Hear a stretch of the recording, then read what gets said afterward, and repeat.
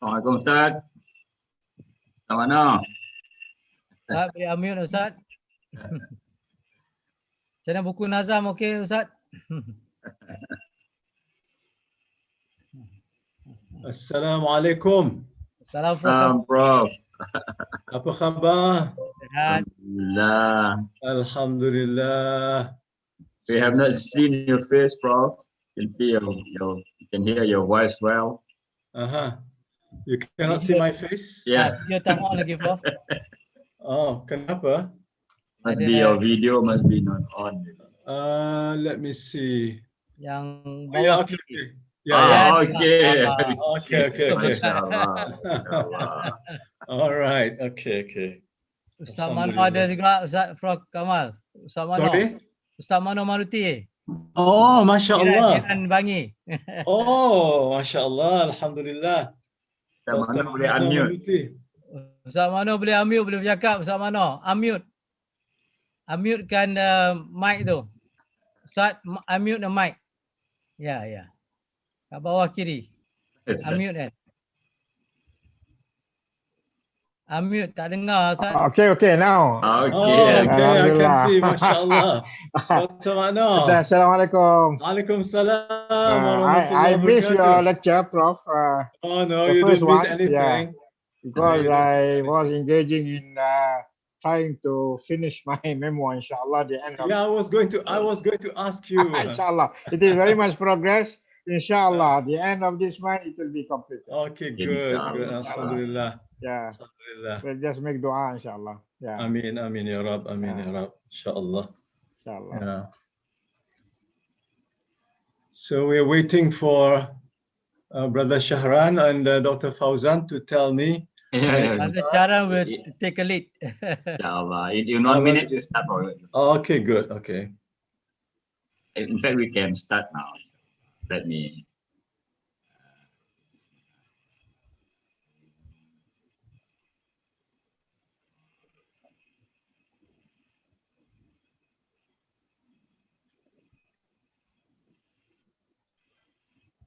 Bismillahirrahmanirrahim. Assalamualaikum warahmatullahi wabarakatuh.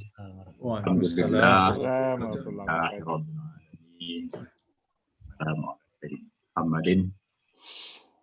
Alhamdulillah, it is such a great honor for us to have with us two great scholars. One already passed away, one still alive. They were talking about each other. We have Prof. Bhuya Hamka. So our subject matter tonight will be discussed by another great scholar, Prof. Kamal Hassan. Last week, we had a very lively discussion. Prof. Kamal exposed all the main ideas, the life of Bhuya Hamka and other issues. One of the important issues in the discussion being raised was the Bhuya style of writing. People argued that Bhuya did not follow the conventional academic style, but Alhamdulillah, Prof has explained, and also another edition by Prof Khairuddin was Bhuya Hamka has his own style of writing. So tonight is our second lecture of 7 series. Our dear friend Prof Aslam has another commitment. So I will simply moderate the session, invite Prof, and then read the question. I think that's all my job. Right. So in terms of question, in terms of same like last time, we will read from the chat box.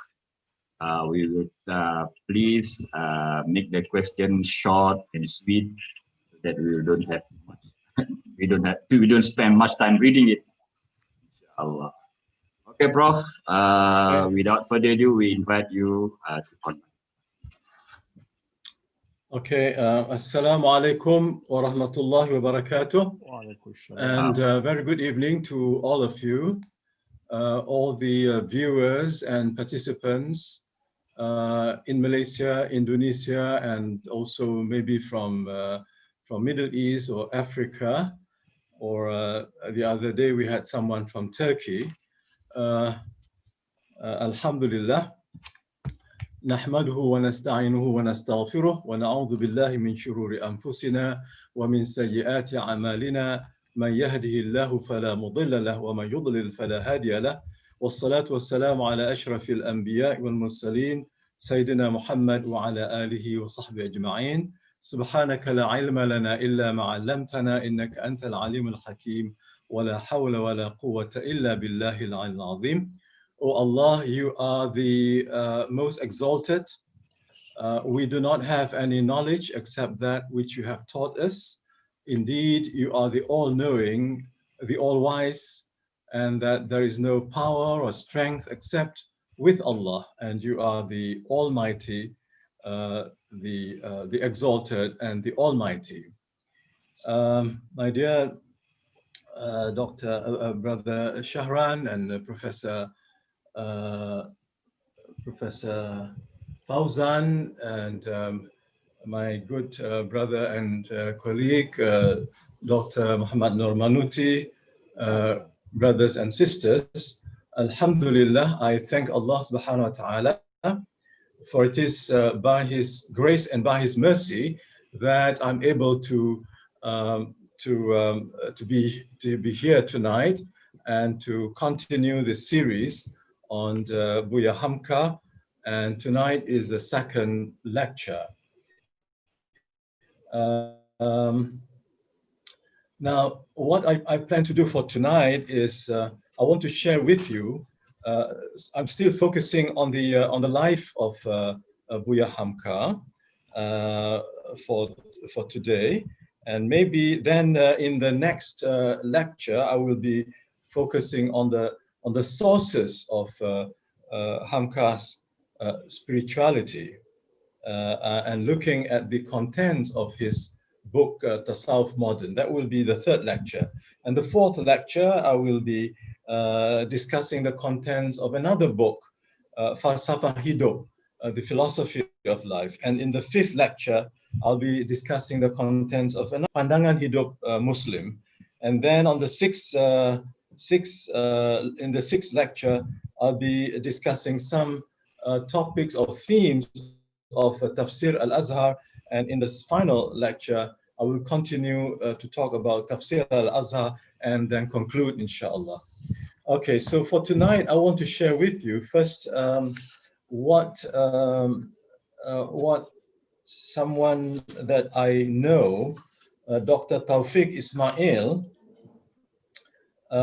wrote in the as a forward to the biography written by Irfan Hamka, one of the sons of Bhuya Hamka, is called Ayah. Okay, and in the forward to this biography, Dr. Tawfiq Ismail of Indonesia has a forward, and I want to share with you what he has to say about Bhuya Hamka. Now, Tawfiq remembers Bhuya Hamka very well because he used to go to the office of Panji Masyarakat. He used to contribute writings to Panji Masyarakat and other things. And it so happened that his father was a good friend of Bhuya Hamka. They were contemporaries in school. Pak Ghaffar Ismail, I think. And so Dr. Tawfiq wrote in this foreword in about four pages. I'll try to summarize what he has written. He said that the period of 1959, this was a period called Demokrasi Terpimpin in Indonesia, or guided democracy, when Sukarno assumed, in fact, dictatorial powers after the three major political groups could not really agree with one another. That is the Communist Party, and then the secular nationalists, plus also the Christian groups and the Islamic group led by Mashumi. They could not agree, and in the elections in 1955, those three parties also were not able to capture the majority, and so Sukarno disbanded all the parties, banned them, and established what he called guided democracy. And Taufik says that this period, that is 59 to 65, represented a very chaotic period, tempoh yang sangat kacau dalam sejarah Indonesia, in the history of Indonesia, because Sukarno abolished the provisional parliament, Mashumi, and banned Partai Socialist and so on, and newspapers which were representing the Muslims and also the others were also banned. And the economy was also in a very bad shape. But this was, according to Taufik, was a good opportunity for the Communist Party to become stronger and stronger. So the Communist Party, Partai Komunis Indonesia (PKI), based on the ideology of Marxism, Leninism, Maoism, began to control many aspects of the new Indonesian nation.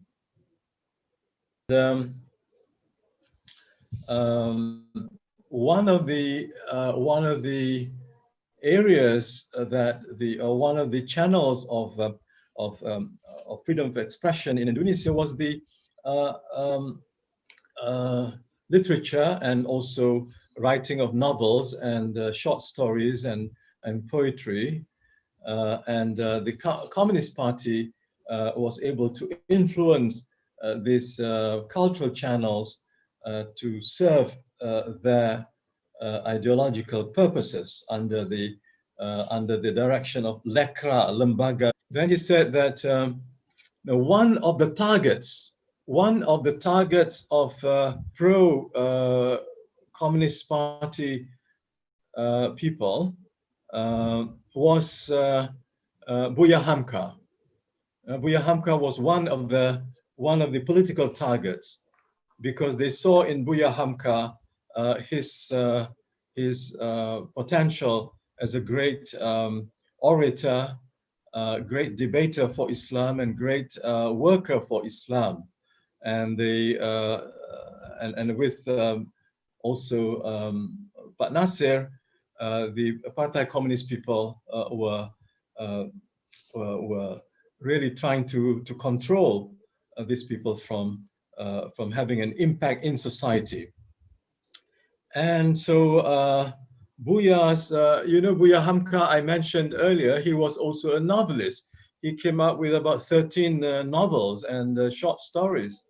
Of course, the most famous would be Tenggelamnya Kapal Tandarvik, Di Bawah Lindungan Ka'bah, and the first one was Si Sabaria, and then Tuan Direktur, and several others, including travelogues.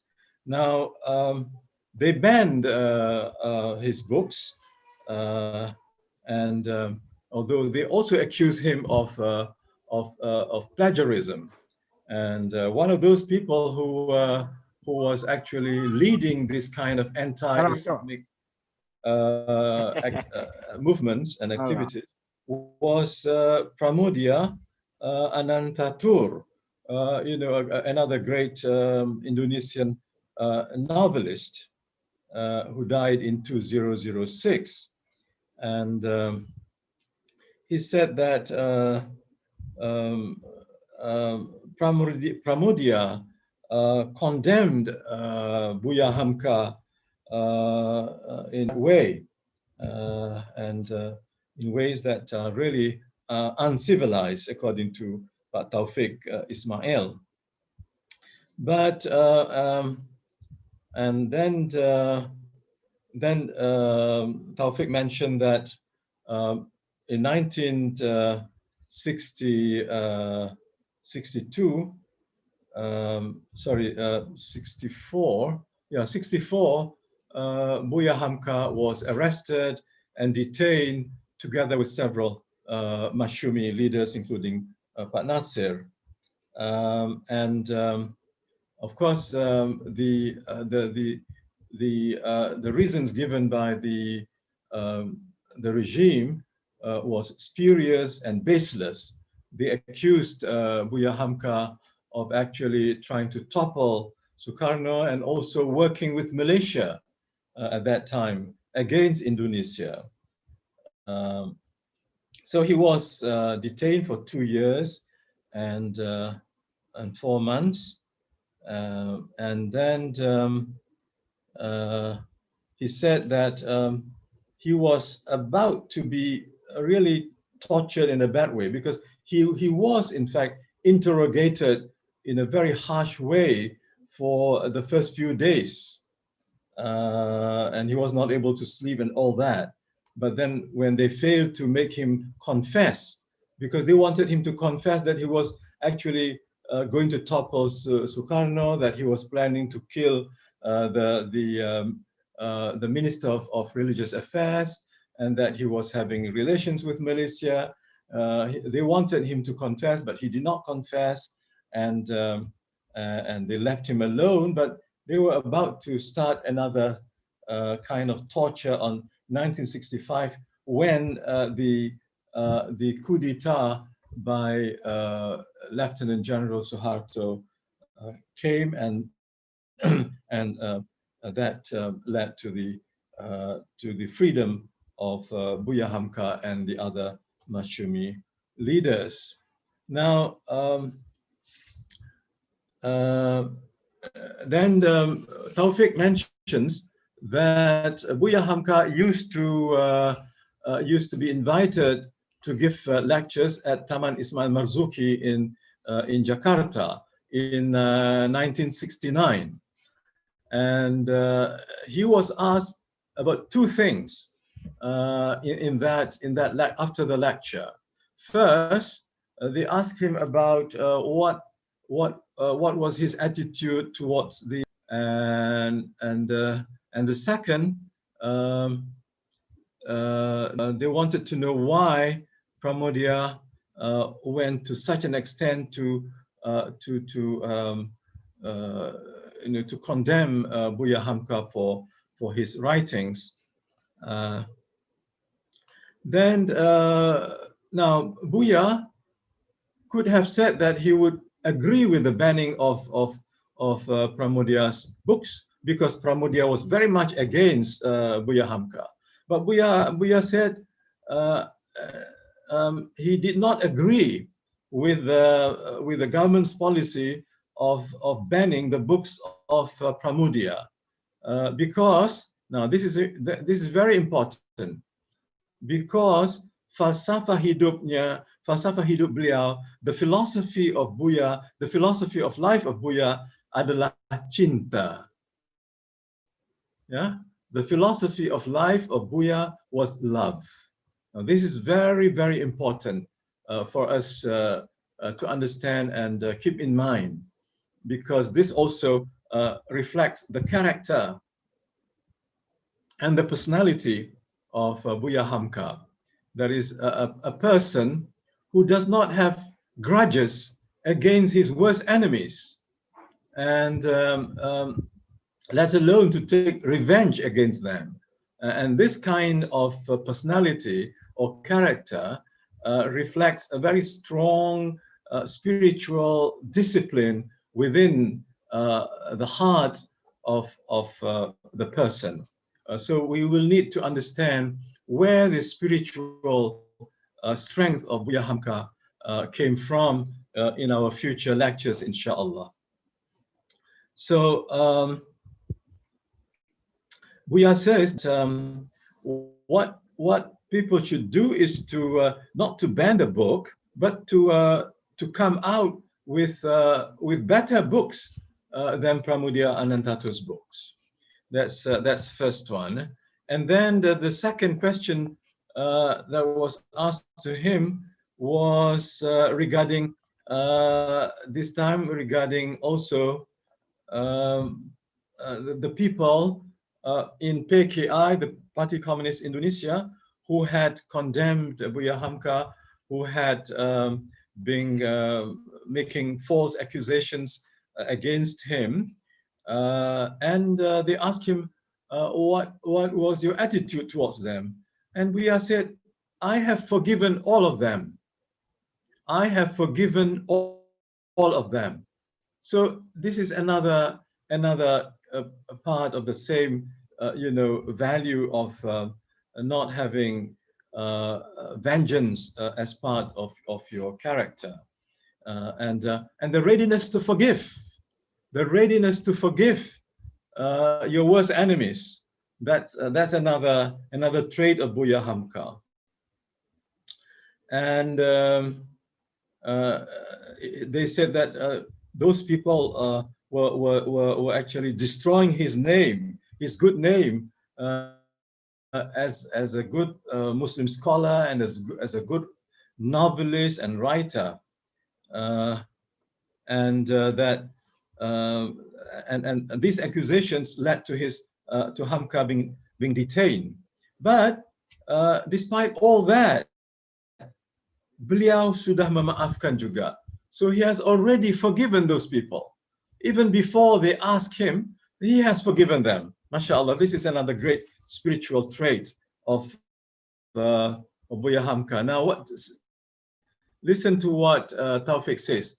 Hadirin di teater arena tim terdiam hening. You know, those who attended this talk in this team theater was silent, and they were stunned, not just silent, stunned and silenced by this mendengar keikhlasan yang terpancar dari ucapan sastrawan dan ulama besar ini, hearing the sincerity and the which was reflected from the speech of this great literary person and a great alim. And Taufik said, banyak yang menitiskan air mata. Many people shed their tears, including this novelist Iwan Simatupang, who was sitting next to Taufik Ismail. So see how people are moved by the spiritual quality, this rare spiritual quality that Bhuya Hamka has. If he were to be an ordinary kind of religious scholar, then he probably thought this is after Sukarno has fallen and the new regime, new order came up, that would be the time to really get rid of all those people and take your vengeance, your legitimate vengeance against those people who had injured you and trying to destroy your reputation during their ascendancy. Now, another story that Taufik mentions here, this is under the story of, this is also related to Pramudia. He said, I heard from Dr. Hudaifa Kudda, who used to treat Pramudia and was very close to the family of this writer. I got the following story. He said, the daughter of the eldest daughter of Pramudia Anantatur, her name was Astuti, and the popular name was Titik. Astuti fell in love with a Christian man, Daniel Setiawan, and Daniel is a non-Muslim and is of Chinese origin. Now, Pramudia actually wanted Hudaifa, wanted this Daniel Setiawan to learn Islam, although he was not really really practicing Islam in the real sense of the word, but he wanted his daughter to be married to a Muslim man and not or Christian. And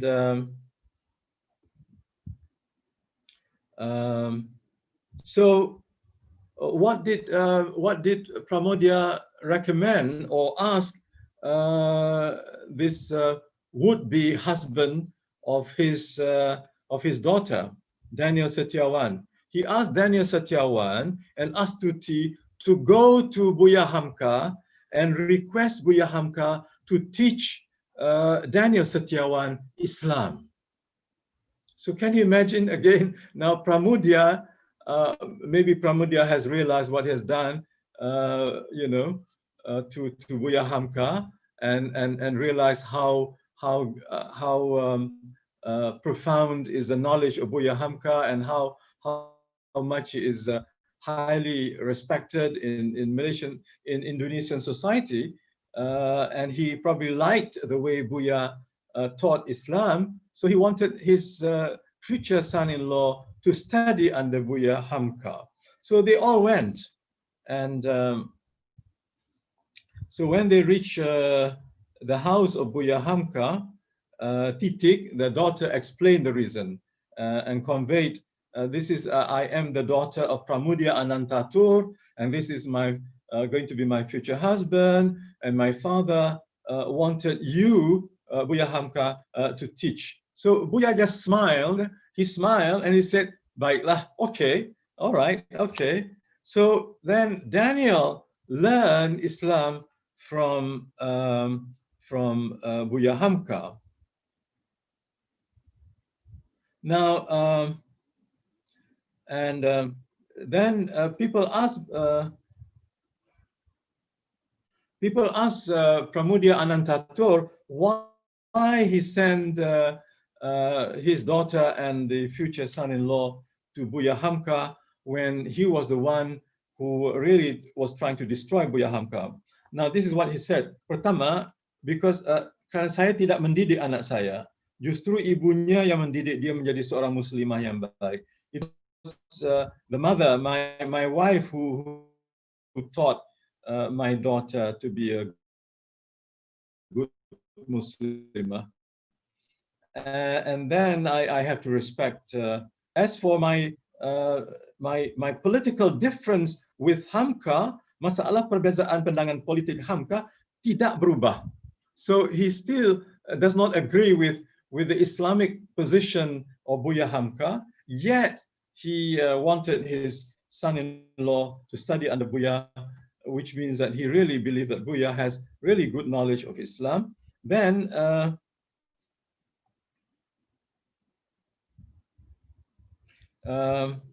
but he said, as far as giving talks about Islam, he said, Bhuya Hamka lah di Indonesia yang paling mantap berbahas tentang tauhid. So according to Pramudia, Bhuya Hamka is the most qualified person to discuss the subject of tauhid. So yes, belajar Islam ya, belajar tauhid. So if you want to learn Islam, you have to know what tauhid is. So you have to go to Bhuya Hamka. Now, walaupun Pram tidak secara jelas dalam hal ini meminta maaf kepada Bhuya Hamka terhadap apa yang telah dilakukannya bertahun-tahun dahulu, tetapi dengan kenyataan bahwa Pramudia menyuruh calon menantunya pergi belajar ke rumah Bhuya Hamka, bukan kepada ulama lain, saya membaca peristiwa ini sebagai ungkapan minta maaf dari Pramudia Anantatur. This is the interpretation of Taufik, Dr. Taufik Ismail. He says, although Pramudia did not expressly mention that he sought forgiveness from Bhuya Hamka, but the fact that he sent his future son-in-law to study under Hamka, to go to the house of Bhuya Hamka, could be interpreted as an indirect way of Pramudia expressing his regret for what he has done to Bhuya Hamka. And this is, he said, Taufik says, this is perhaps the indirect way, dengan gaya orang Jawa, secara tidak langsung dengan gaya orang Jawa. So this is the indirect way with the, you know, the style of Javanese people. But to me, says Taufik, ini indah sekali. This is so beautiful.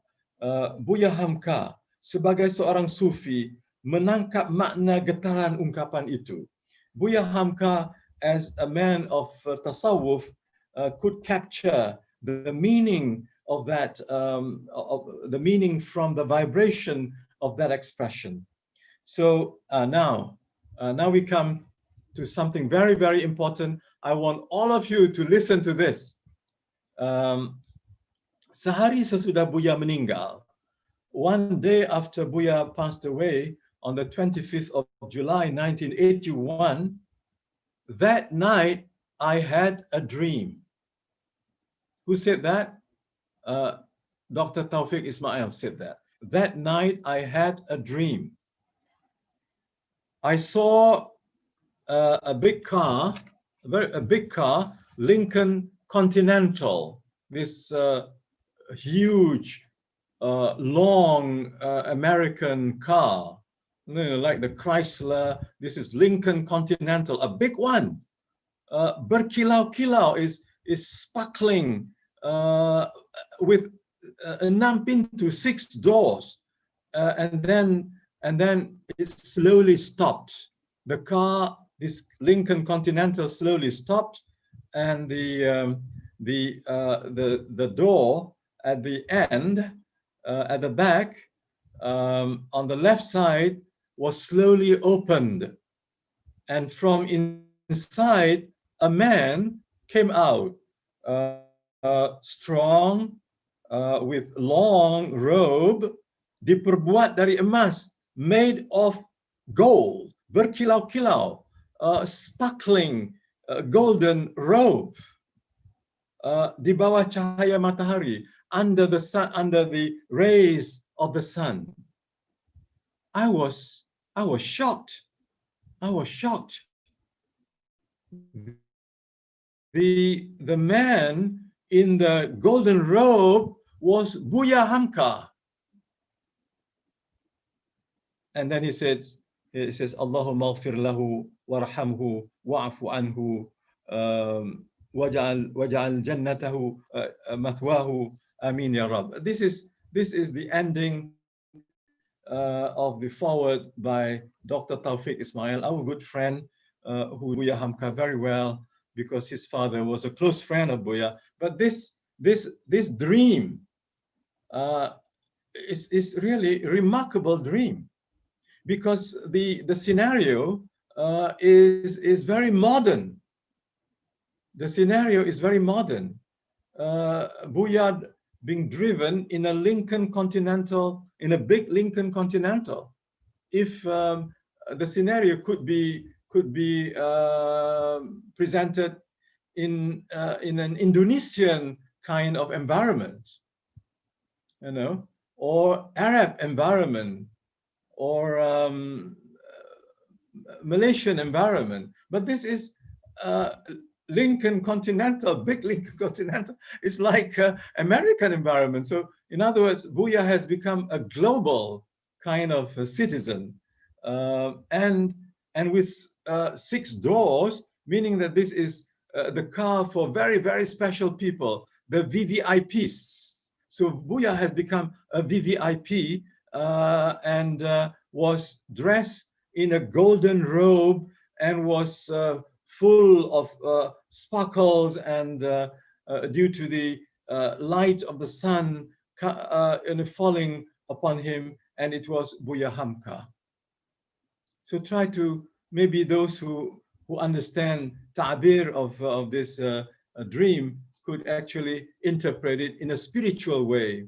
So to me, I'm not an expert in ta'bir of dreams, but I think that this dream of Taufik, and Taufik is very sincere, good man, shows that Bhuya Hamka is spiritually elevated by Allah subhanahu wa ta'ala to a very high station in the spiritual world, in the world of Barzakh, just one day after he passed away. So, but this is very, very, very, very picturesque scenario. Maybe because Bhuya is a man of literature, a man of art. So the dream was depicted in a very artistic, dramatic manner. Wallahu alam. Anyway, so, but with that, it confirms many people's belief that Bhuya was an exceptionally spiritually elevated person, and we thank Allah for that. Okay, now I will not refer to this book anymore. Let me go to what I have noted down here. By the way, I'm just taking note of the time. I have another half an hour before the end of this session, so I will end 10 minutes before the session, meaning that I will try to end by 10:20, inshallah. So we can finish by 10:30, inshallah. Now,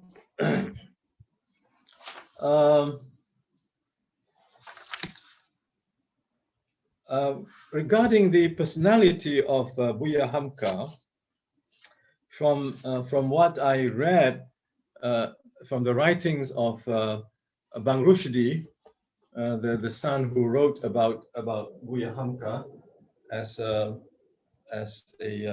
pujangga Indonesia,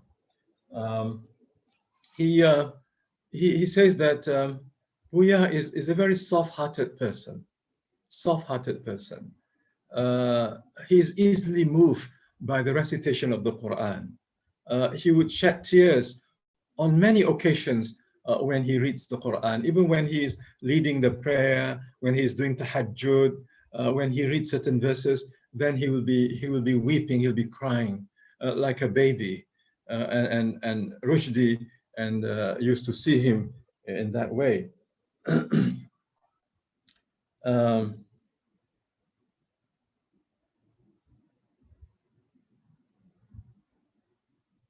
Okay, then Rushdie mentioned something about what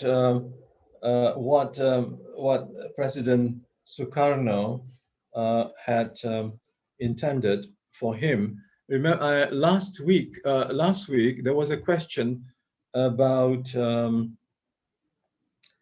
this, his reaction to Sukarno. Now, here again, now I'm reading from what Bang Rushdie wrote.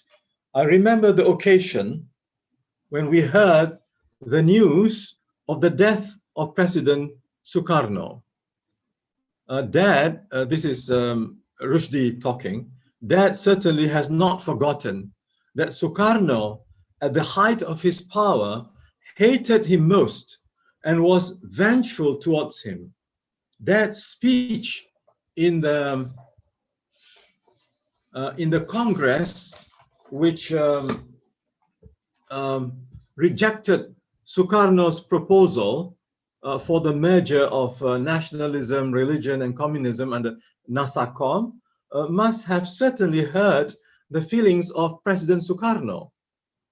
The president once said regarding his idea of NASACOM, he says, "This is the straight path. This is as-sirat al-mustaqim," said Sukarno. And Bhuya Hamka replied to him, "That is as-sirat ila al-jahim." As-sirat ila al-jahim. So, meaning this is the path to hell, not the path, not the straight path. And then we know Rushdie says, as we know, Sukarno then silenced Bhuya Hamka by imprisonment for almost 3 years. Now, listen to this. But when Dad heard later that Sukarno was critically ill, Dad cried. Bhuya menangis mendengar berita yang Sukarno sedang sakit tenat. In fact, he went to lead the funeral prayer of the deceased Sukarno.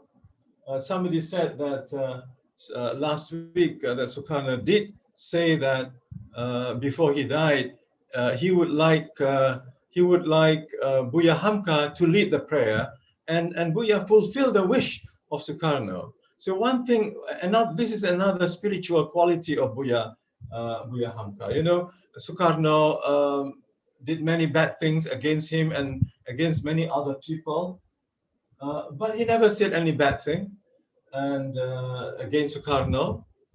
And because, you know why? Because during the struggle for independence, during the revolution from 45 until about 49, during the 4 years, Bhuya Hamka and Masyumi leaders were leading the counter-revolutionary movements against the Dutch. And Sukarno came to Sumatra and met Bhuya Hamka and the other Masyumi leaders, and they talked to one, they liked each other very much. They respected, and Bhuya respected him as a nationalist leader, as a man with courage, the man who had the courage to declare independence, even though the Japanese were not out yet. But the Japanese have surrendered, but they were still there. And Bhuya and Sukarno and Hatta were persuaded by the young people to declare independence. And that was what Sukarno did in 1945, and that was highly appreciated. Everybody appreciated the courage of Sukarno, and Bhuya would speak highly of that, and would forget all those bad things that Sukarno did to him. This is another great quality of an Islamic leader. And he cried. I mean, if I were in his position, I would have laughed. I would have said, padan muka tu. Padan muka. You deserve it. But Dad cried. In fact, he went to lead the funeral prayer of the deceased Sukarno. He just ignored the criticism and derision of many people regarding what he did. Because many people in Masyumi and Muhammadiyah said, why do you have to go and lead the prayer of Sukarno when he did all those bad things against you, against Masyumi, against Muhammadiyah? But Bhuya just ignored and put that aside, and he went to lead the prayer. And after the death of Sukarno, this is what Bang Rushd did. I never heard my father denouncing the life of Sukarno, as though he had really forgotten that it was Sukarno who arrested him based on an anti-subversion law, which was well known as Penpres number 11. Not only he was magnanimous with Sukarno, but he was also friendly till the end of his life with supporters of Sukarno, who were also responsible for putting him in prison.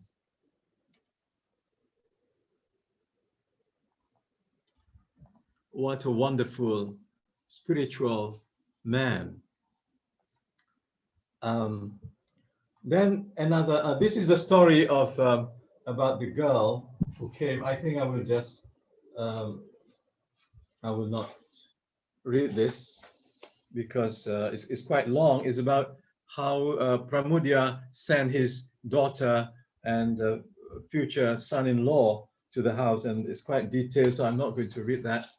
But what Bhuya says, what his son said, what Rushdi said at the end, said, another case of a fellow Muhammadiyah leader who was a bitter enemy of Hamka. Another a Muhammadiyah leader was a bitter enemy of Hamka, but later Hamka defended him in court. Plus other cases that could be mentioned. These are evidences that Dad was really a man who did not know how to be vengeful. Yeah, Bhuya was a man who just did not know what revenge is all about. So remember, he said his philosophy of life is cinta. Love is the philosophy of life. And this love, of course, is a very high value in tasawwuf.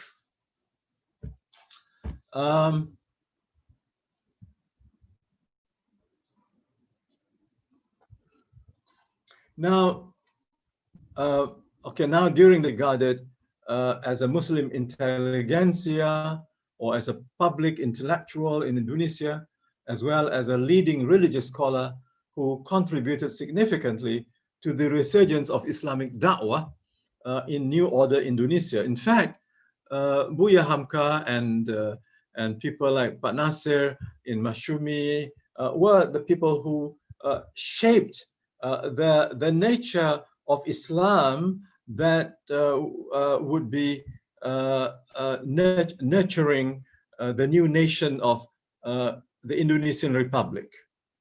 Yeah, so that's very important. And I think James Rush, the biographer of Bhuya Hamka, this is a great biography written by American writer James Rush, and the title is The Great Story of Hamka. It's worth reading because it's written with great passion, with objectivity, with sensitivity, and revealing many things that many Indonesians might not even know. Now, Rushdie describes that his father also used to add elements of humor in his religious judgments and his preachings before the public or on TVRI or the TV station of TV Indonesia. In other words, humor was also part of the means of bringing people to appreciate Islam.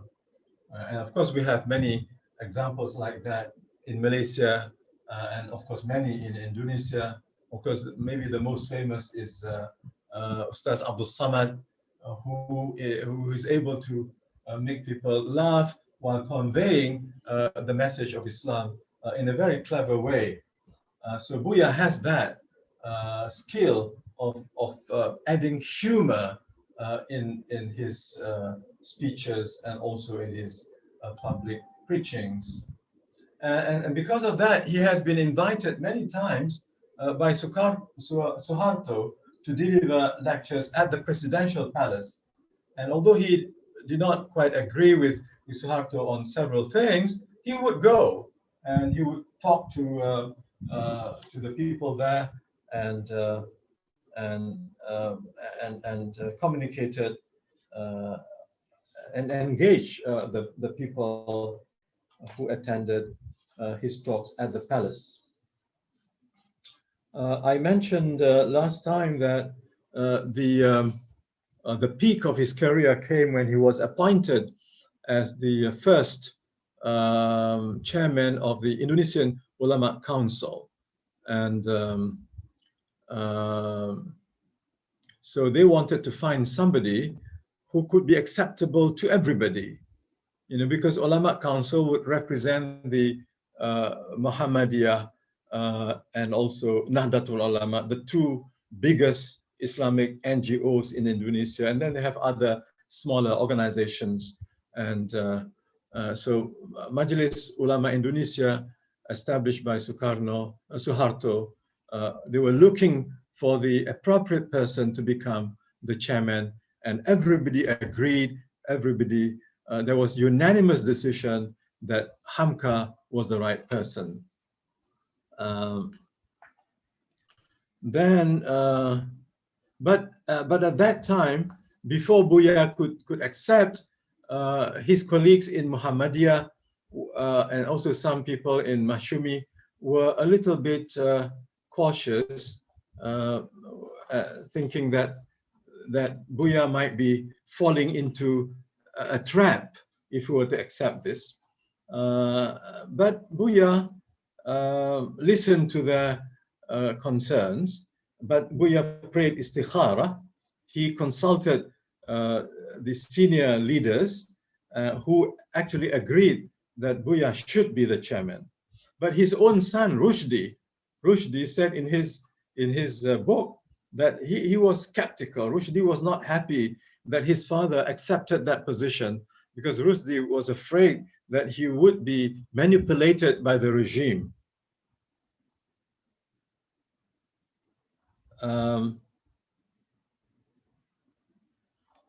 Okay, this is what Rushdie said from what Bhuya told him. He says, a political person may seek the position and the chair because the chair is comfortable. But I personally see the chair as an electric chair. Electric chair, you know, electric chair. If we get electrified from sitting on it, we will die. But because our intention, our niyat is good, inshallah, we are not going to be to die from electrocution. You see, so he knows that the chair is not going to be an easy chair. It is a chair given by the regime, by the military regime. But he says because of the sincerity, this is another very important point. If you work sincerely for the sake of Allah, you are not afraid what human beings can do to you, because if it is not part of Allah's taqdir, nothing that human beings plan can injure you. And if it is not part of Allah's taqdir, nothing good will come to you.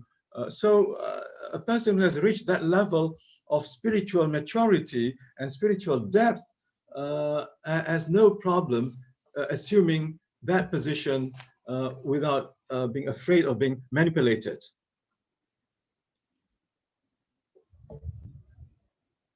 Now,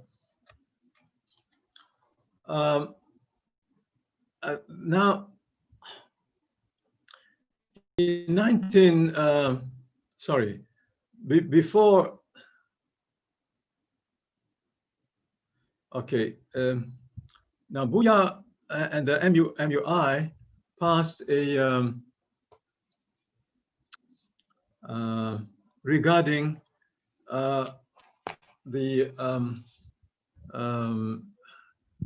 is it because the question was raised at that time, is it possible for Muslims to participate in Christian religious celebrations of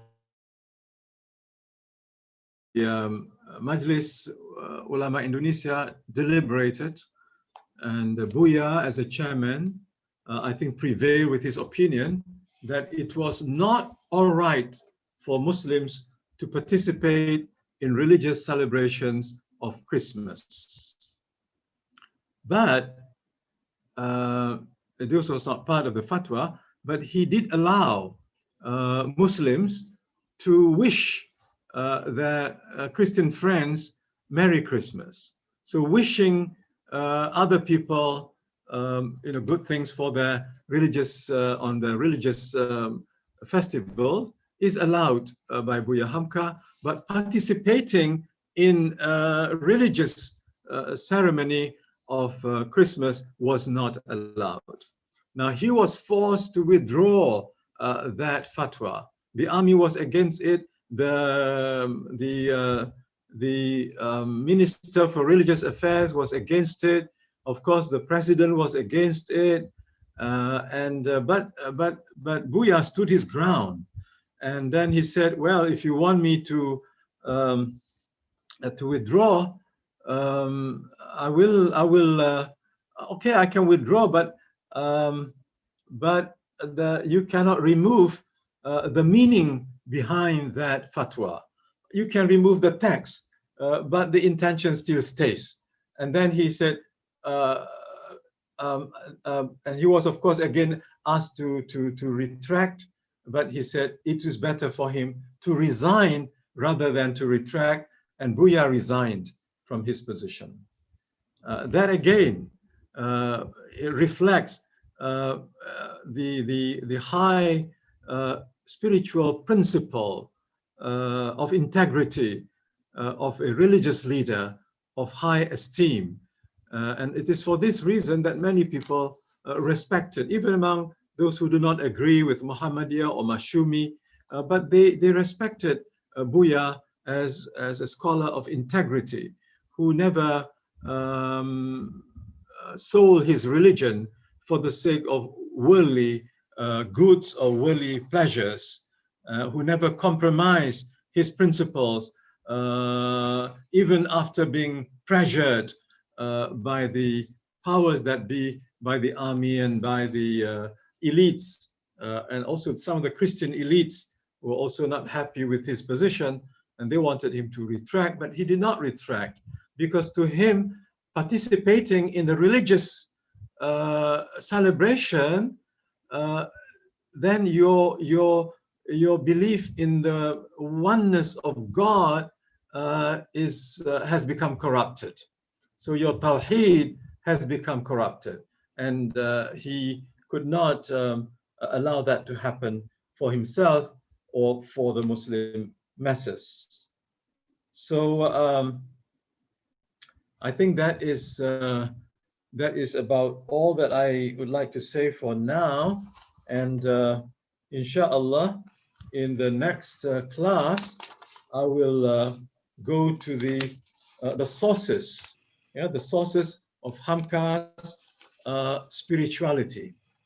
Yeah, you have seen already some examples or instances in Hamka's life which reflected the great spiritual quality in the heart of an alim, of a religious scholar, who stood his ground, who maintained his independence, and who also refused to, in fact, Bhuya refused to be given a car.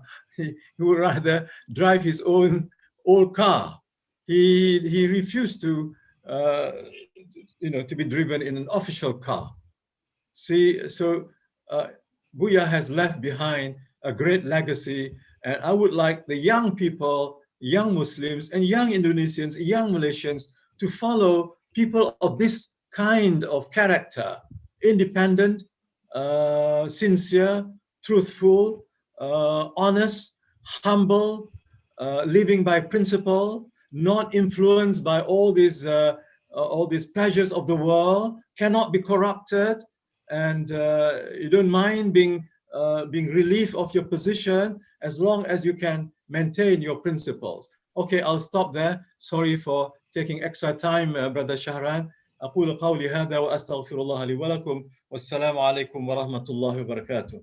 Thank you so much, Prof. You have explained in great detail about three facets of Bhuya life, dealing with Pramodia, dealing with Sukarno, dealing with Mui, and all shows the integrity and firmness of our dear Bhuya. Okay, Prof, the first question from Brother Abdullah Idris. Sukarno imprisoned Hamka, but at the end of his life, Sukarno advised that if I died, ask Hamka to pray for me. Based on the information above, did Sukarno imprison Hamka because of the attack of another party or because he was guilty?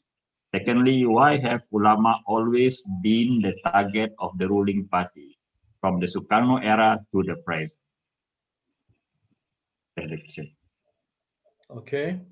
Okay, thank you very much, Brother Abdullah Idris. As for the first question, well, Sukarno arrested Bhuya Hamka and detained Bhuya Hamka and many other Mashumi leaders, not so much for the personal attacks. Of course, he was very offended when Bhuya said, this is the path, as-sirat ila al-jahim. This is the path to hell. Because Sukarno said, Nasakom is as-sirat al-mustaqim. And you people did not have a chance to listen to Sukarno. I was quite young at that time. I used to listen to the speeches of Sukarno from the radio. I could listen, and I loved to listen to his great speeches. Anyway, so they were detained, but mainly because the Partai Komunis Indonesia behind Sukarno. They did not want to be around in society to influence people towards resurgence of Islam. Yeah, they wanted the resurgence of communism, not the resurgence of Islam. So they had to silence these voices of Islam. Okay, that is to me the main reason. As that is why, please get Bhuya Hamka to lead the prayer, and Bhuya did it. So that nothing personal against them. It's ideological, and the Communist Party was very much dead against the struggle of Masyumi and also Muhammadiyah for the establishment, especially Masyumi, for the establishment of the Islamic State. They wanted a communist state or a dictatorship. Okay, now, the second question, why is it that ulama are always targeted? Well, first of all, Imam al-Ghazali divides ulama into two. One is ulama as-su or ulama as-sultan. And then you have the good ulama, that is ulama al-Quran or sultan al-ulama. And al-Ghazali, you might consider him as a sultan of al-ulama. But there were ulama al-sultan. There were scholars of the government. And scholars of the government in al-Ghazali's time were not really working for the sake of Allah. They were working for their own material gain and material interest. And that is why al-Ghazali was very, very much, and he spoke very harshly in the first page of Ihya Ulumuddin, the book Kitab al-Ayn. Read the first page, read the first and second pages, how al-Ghazali condemned those worldly seeking ulama, particularly he called them the fuqaha. They were really seeking worldly gain and not really taking people to al-akhirah or to seek the ridwan of Allah subhanahu wa ta'ala. So the good ulama are people who cannot be bought by money or by fame or by whatever, because as Bhuya says, the true mu'min, he has only the fear of Allah. He is not afraid of anything other than Allah. So ulama are like that. Ulama are the warathatul anbiya. They are the inheritors of the Prophet. And so they have to represent the personality and the uswa hasana of the Prophet ﷺ. And so the powers that be, they want to run the country in their own way, according to their own ideology. In the case of PKI and Sukarno, based on the socialism, Marxism, and nationalism, secularism. So they are being targeted even in the world today. These people are being targeted because these are the people that the masses listen to. So they do not want the Muslim masses to listen to the independent ulama. They want the masses to listen to their ulama, to the ulama of White House, to the ulama of President of America, who would represent American Islam and not true Islam. So that is why we really sympathize with the real ulama, that is Sultan al-Ulama and ulama al-Quran, and not ulama as-su or ulama of as-Sultan. Thank you very much. The next one from Brother Nuruddin. Prof, if we look at Hamka's life, he lived in two different periods, namely the revolutionary period from colonialism to the Sukarno era, and the development period New Order. Are there different points of emphasis on Hamka's work in facing these two different eras? For example, did he write many novels during the revolutionary era because he wanted to respond to the existence of Lekra, leftist artist movement under Pramodia, who had once performed controversial theatre such as Death of God, Matinya Gusti Allah? Did Hamka echo modern Sufism and the New Order as a response to developmentalism that negated the spiritual aspect? To what extent did the context of the time influence Hamka writing style? Did Hamka also talk about deteriorating relation between Indonesia and Malaysia in the old order due to the influence of communism? This is a comprehensive PhD exam question. Okay. Well, as for the last one, did Hamka Did say Hamka also talk about the deteriorating relation between Indonesia and Malaysia in the old order era due to the influence of communism? No. In fact, Bhuya has high regard for, and Bhuya did not say anything bad. But later, after in the new order, Bhuya visited Malaysia several times, and he did make a comment about about somebody in Johor. But the problem was because there was some conservative ulama in Malaysia who belong to the, you might say, the old kaum tua, and Bhuya is considered kaum muda. So it's difficult for them to accept Bhuya as one of them, although they respect Bhuya as a scholar, as a great scholar, especially after he came out with this Tafsir al-Azhar. But because he belongs to kaum muda, whereas in Malaysian as religious establishment, there were at that time many people from kaum tua who were very close to the sultans, and so they don't quite like a person like Bhuya. But otherwise, Bhuya never said anything bad against Malaysia. But the communists, the communist people accused Bhuya of plotting with Malaysia to bring down Sukarno. Now, the question of whether his writings during the development period, because this is during the time of Suharto, Pak Harto with Orde Baru, with New Order, and the emphasis then was pembangunan, as you know, development.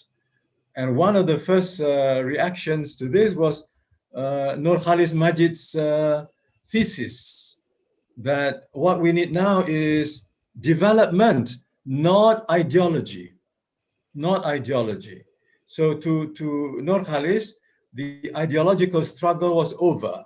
Now this is a period of pembangunan, of development. So we should not be talking about Islamic State, how to rule by the Sharia. That is over now. Pancasila is there, that's it. So we have to move on the basis of modernisasi. Although Nur Khalis says, yeah, what we want is modernisasi, not westernisasi. Correct. But then he said later on, Partai Islam no, Islam yes. Now Bhuya was not happy with what Nur Khalis was doing. I interviewed Bhuya in his house, in Kebayoran Baru. I interviewed Pak Nasir. I interviewed also Dr. Pak Rushdie. Pak Rashidi. I interviewed them to find out how they felt about pembaharuan Nur Khalis Majid. And they were against it. And they were surprised because Nur Khalis was depicted as Nasir Muda, the young Nasir, springing up in Indonesia. But he went against Pak Nasir's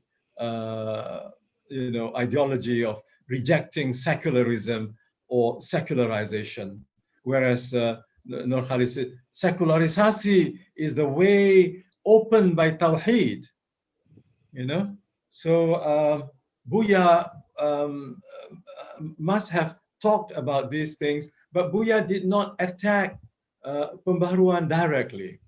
I think because he also appreciated the contribution of HMI, HMI in the Gestapo counter coup against the communists, because HMI played a big role. Of course, PKI, Persatuan Pelajar-Pelajar, PII, Pelajar-Pelajar in Islam Indonesia, played a big role with HMI and kami. So the students, and they were led also by Nur Khalis Majid and his group, his people. So all people had a great respect also for the young, and that is why Bhuya does not really openly criticize these people. But when you talk to them, like when I talked to Pak Rashidi, he was very, very annoyed at what Nur Khalis was doing. He said, this is not, he said he should read about secularism and so on. And Pak Rashidi said, he knows what is secularism and so on, but how come he agreed to all these things? So Pak Rashidi was very much against, Pak Rashidi was a scholar, and he did not really like this kind of, you might say, deviation from the mainstream Islamic thought, which rejected secularism. Okay. Thank you so much, Prof. Since we see that Dr. Muhammad Noor is around with us, Ustad, can you say a few words before we invite Prof. Kamal for concluding remarks?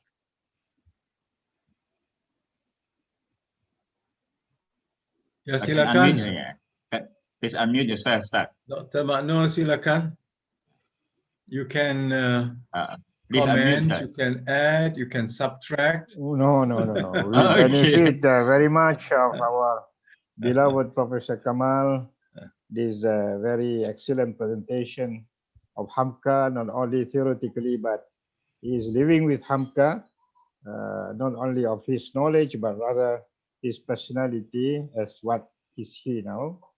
And I think I remember that in 1974, when he came to our first convocation of UKM, University Kebangsaan Malaysia, National University of Malaysia, in the banquet hall of Parliament Malaysia, Kuala Lumpur.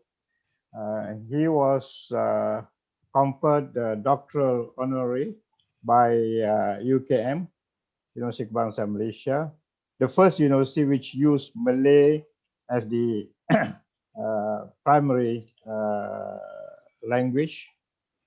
And he said in that very historical speech, the importance of students to value the meaning of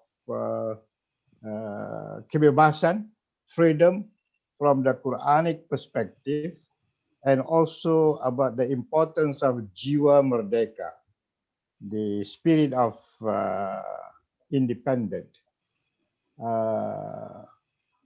He actually meant for students to have their own Islamic identity, to face new challenges, and not to be subdued by any external forces, but rather to have a very strong personality and identity that can shape their mind and also their heart.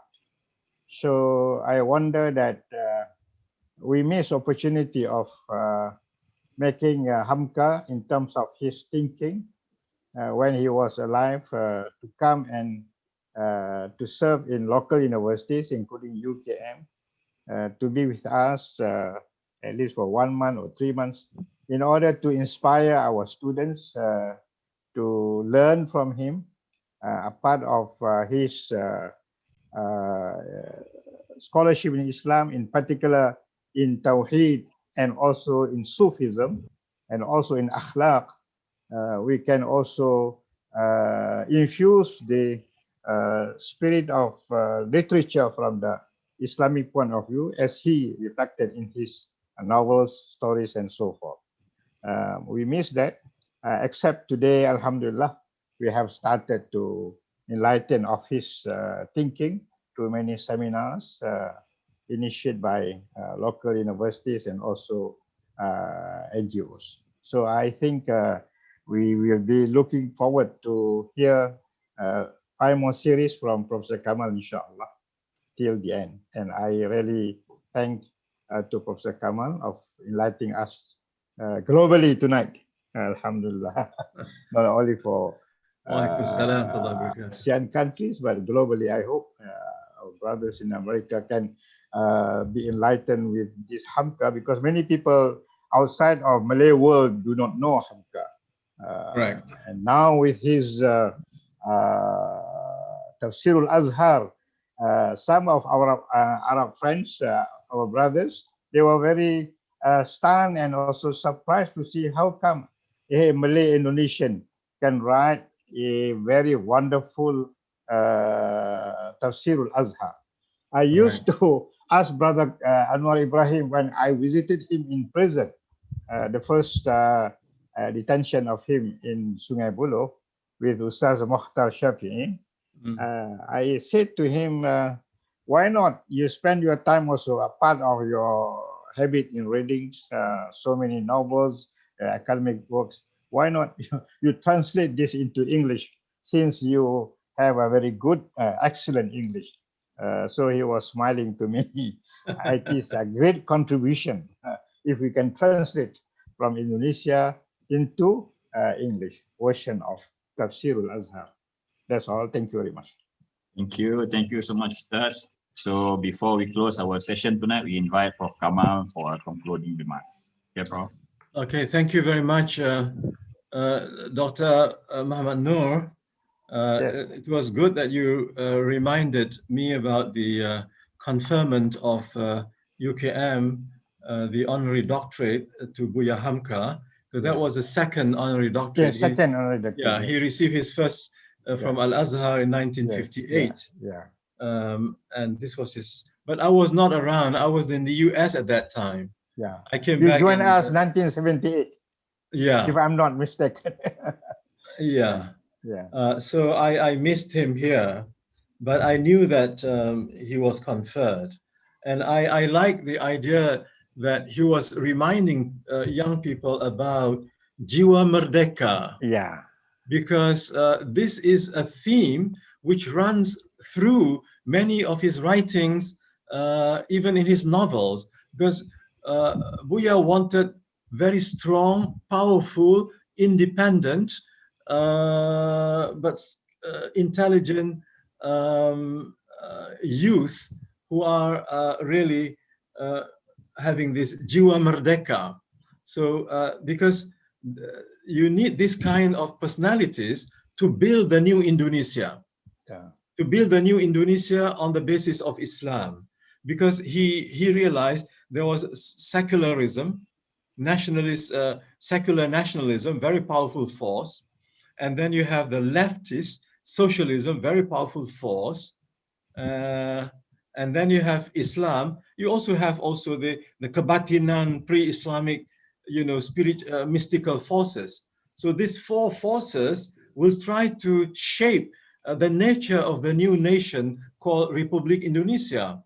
And for him, you need to have strong personalities. By strong, not necessarily physically, although Bhuya was good in Silat. But yeah, Bhuya was an exponent of Silat. That's why he was appointed as commander of the resistance movement in Sumatra against the Dutch. Mashallah. So Bhuya ini memang pandai silat. So anyway, but it is a spiritual strength that he was talking about, based on Tawheed. And his life was molded according to this program. Okay, so brothers and sisters, and Brother Fauzan and also Brother Shahran, inshallah, by the grace of Allah, in the next class, in the next lecture, I am going to discuss the contents of his Falsafah Hidup. Why I consider Bhuya very important with the work Falsafah Hidup. And then the next one, the fifth one, will be on Pandangan Hidup Muslim. And then on the sixth one, on Tafsir Al-Azhar, and the seventh also Tafsir Al-Azhar, and conclusion, inshallah. So thank you very much. Thank you. I seek your forgiveness if I have done anything or said anything which is not appropriate. Thank you so much, Prof. We still have question from Ilhamni, from Abdullah, from Brother Zaki, Wan Omar, Brother Farid Faiz, and Brother Abba. So inshallah, we will forward all these questions to Prof. Kamal.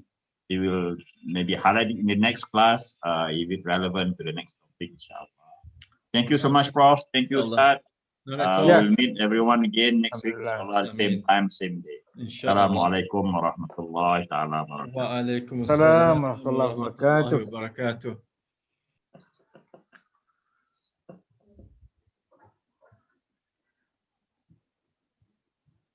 Hujan. Ya Allah. Tadi kaitan mari tadi, kaitan merah. Saya pun lupa nak beritahu.